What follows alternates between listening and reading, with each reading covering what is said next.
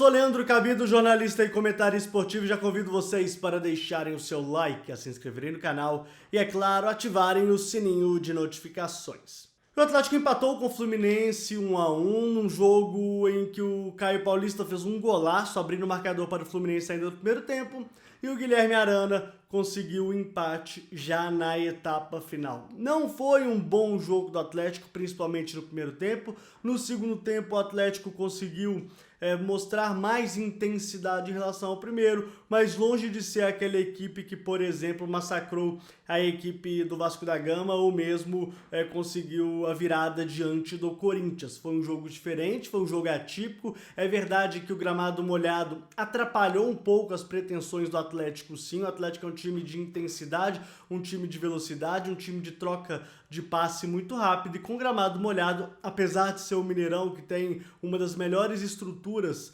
do país, não conseguiu nem um pouco mostrar aquele rendimento que a gente estava acostumado. E mérito também para o Fluminense. O Fluminense fez uma boa partida, o Odair Hellmann conseguiu montar muito bem o seu posicionamento defensivo, não ficou atrás esperando o Atlético o tempo todo, partiu para cima também, inclusive em alguns momentos colocou uma pressão mais alta, mas o resultado foi ótimo para o Fluminense, que vai subindo na tabela de classificação. Agora, o que eu gostaria de falar aqui não é nem propriamente da partida, porque a partida foi diferente sim, o Atlético oscilou sim, mas o que é importante a gente deixar claro aqui é que não pode haver desespero em relação ao Atlético e à perda da liderança ou à manutenção da liderança. O campeonato ele é longo demais. O que verdadeiramente interessa para o Atlético é ser líder após a 38ª rodada. Isso acabou. É isso que o Atlético precisa. É claro que o Flamengo iria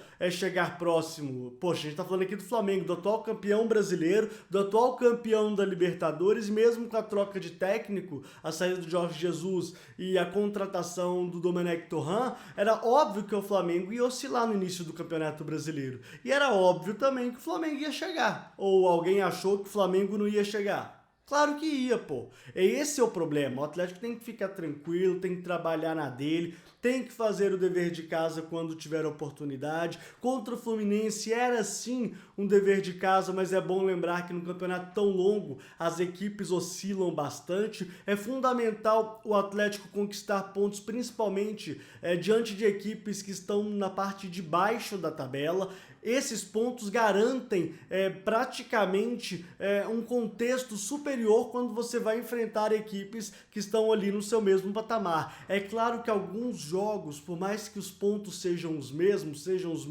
3 pontos, é claro que alguns jogos são mais importantes. E isso o Atlético conseguiu, por exemplo, na estreia, batendo o Flamengo. Essa diferença, inclusive, o Atlético vai ter um jogo a menos em relação ao Flamengo após o encerramento desta rodada e vai poder aí jogar um pouco mais para cima também. Então o Atlético tem que ficar tranquilo, não pode ter motivo de desespero nenhum. O Atlético é um time muito bom, porém tem um detalhe aqui que eu gostaria de ressaltar.